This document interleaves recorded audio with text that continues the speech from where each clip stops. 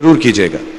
मेरे जो वालिद थे, मैंने जैसे बताया बहुत पढ़े लिखे थे, तो उन्होंने बहुत गरीब भी थे, उनको कभी कोई नौकरी नहीं मिली, हार्डली उनके पास पैसे होते थे। जो भी बिजनेस उन्होंने शुरू किया, इतनी तालीम हासिल करने के बाद भी वो फेलियर ही रहा। लेकिन उन्होंने बहुत प्यार दिया, और क्योंकि उनके पास पैसे नहीं होते थे तो मेरे हर जन्मदिन पे अपनी कोई पुरानी चीज मुझको दे दिया करते थे। तो पहली पुरानी चीज जो, और बहुत बड़ा चढ़ा के उर्दू में अच्छे अच्छे अल्फाज यूज करके मुझे इंप्रेस करते थे कि बहुत अच्छा प्रेजेंट दिया है मुझको।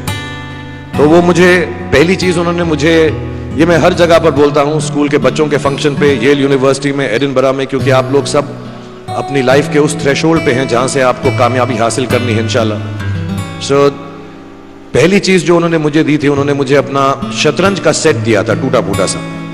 वो शतरंज हर रोज खेलते थे। हनुमान मंदिर के जो हेड प्रीस्ट थे, पंडित थे, उनके साथ रात को जाके मेरे वालिद जो हैं शतरंज खेलते थे। और उन्होंने मुझे कहा कि शतरंज से आप जिंदगी के बारे में बहुत कुछ चीजें सीख सकते हैं।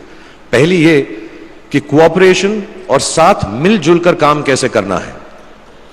दूसरी ये कि जिंदगी में आगे बढ़ने के लिए कभी कभी पीछे भी हटना पड़ता है।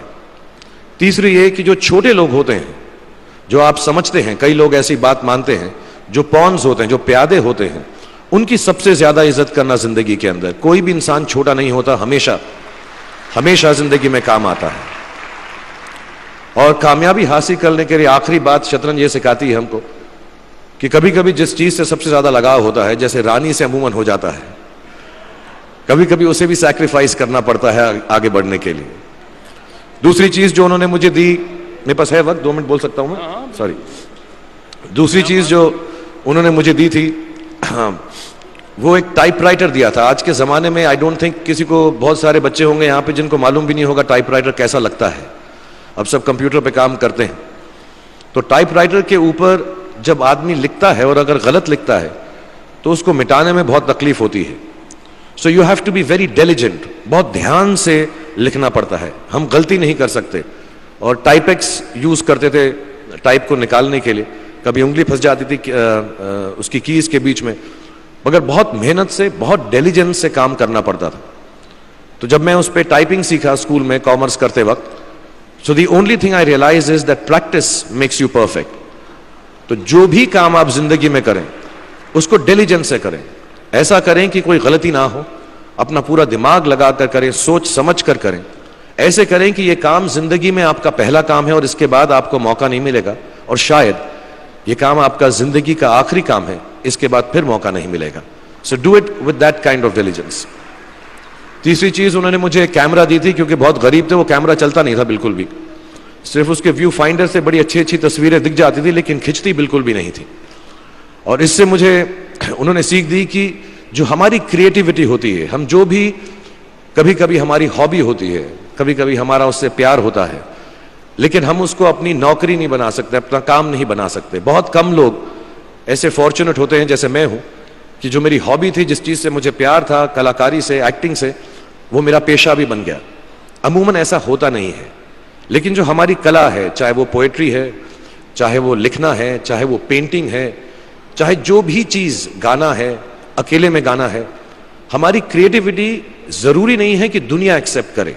जैसे उस कैमरा की तस्वीरें दिखती नहीं है, लेकिन उसमें देखने से खूबसूरत लगता है हर कुछ, वैसे ही आपकी जो क्रिएटिविटी है वो अपने लिए रखें, क्योंकि जिंदगी में कभी ना कभी, कहीं ना कभी ऐसा मुकाम आएगा जब आप बहुत अकेला फील करेंगे।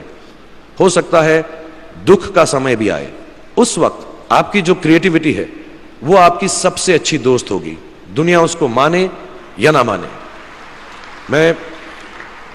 मैं बहुत खराब पोएट्री करता हूं, लेकिन जब भी दुखी होता हूं तो लिख लेता हूं। सराफ साहब से मैं अब सीखना भी चाहता हूं। मैं रेखता पे जाऊंगा, मुझे लगता है ये कमाल की साइट है, थोड़ी मैं शायरी वगैरह सीखूंगा।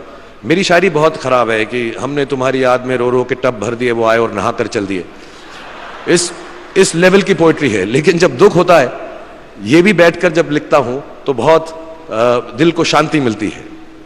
आखिरी चीज मेरे वालिद जी ने मुझे दी थी, वो दोनों मिक्स है, मैं जल्दी खत्म करता हूं क्योंकि आप लोगों के पास वक्त नहीं है, आप लोगों को अपनी डिग्रीज लेनी है, सोच रहे होंगे इतना वक्त जाया कर रहा है हमारा ये।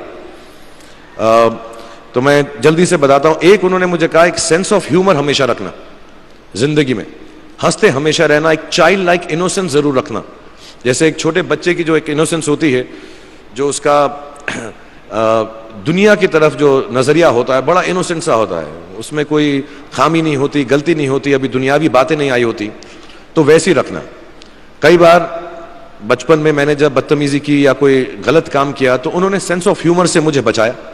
और जिंदगी भर अगर आप अपने ऊपर, अपने हाल पे, दुनिया पे, क्योंकि लोग आपसे हर कोई बात कहेंगे, अच्छी बात भी कहेंगे, बुरी बात भी कहेंगे, क्योंकि लोगों का काम है कहना। अगर आप उसको एक सेंस ऑफ ह्यूमर से देख सकेंगे तो जिंदगी जो है बहुत बेहतर रहेगी।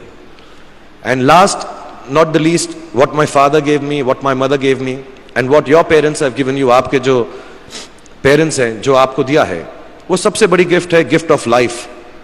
जिंदगी की जो जिंदगी एक खुद ही सबसे बड़ा तोहफा है हमारी जिंदगी, और उसको वैसे ही ट्रीट कीजिए।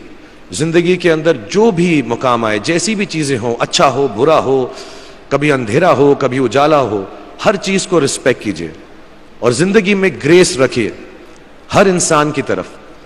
हर इंसान जो भी आपसे जो भी बात करेगा वो अपनी मुसीबत के हिसाब से करेगा, अपनी हैसियत के हिसाब से करेगा, कभी गलत बात भी बोलेगा, ऊंची बात भी बोलेगा। जब आप काम करेंगे, जब आप बड़ी बड़ी कंपनीज के अंदर नौकरी हासिल करेंगे, आपका हमेशा झगड़ा रहेगा, जो मेरा जूनियर है वो ऐसी बात करता है, मेरा सीनियर जो है ऐसी बात करता है। लेकिन सब जो हैं जिंदगी से जूझ रहे हैं, इस जिंदगी में कुछ बनने की कोशिश कर रहे हैं। सो वो ग्रेस जो है, वो लीवे जो है, हर किसी को दीजिएगा जो आपके साथी हैं, जो आपके साथ साथ काम कर रहे हैं, जो आपका साथ काम नहीं भी कर रहे और जो आपका साथ नहीं भी दे रहे। ग्रेस से बड़ी चीज आप जिंदगी को वापस नहीं लौटा सकते। ये 4-5 चीजें याद रखिएगा। याद रखिएगा, नहीं रहे तो कोई बात नहीं। आप लोग बहुत कुछ अभी इस जगह पर इल्म हासिल कर चुके हैं और मुझे उम्मीद है और मुझे यकीन है कि आप जो भी करेंगे जिंदगी में बहुत कामयाब होंगे। और फिर से मैं मौलाना आज़ाद नेशनल उर्दू यूनिवर्सिटी का शुक्रिया अदा करना चाहूँगा कि मुझे यहाँ पर बुलाया, आपसे मुखातिब होने का मौका दिया। थैंक यू वेरी मच, बहुत बहुत शुक्रिया।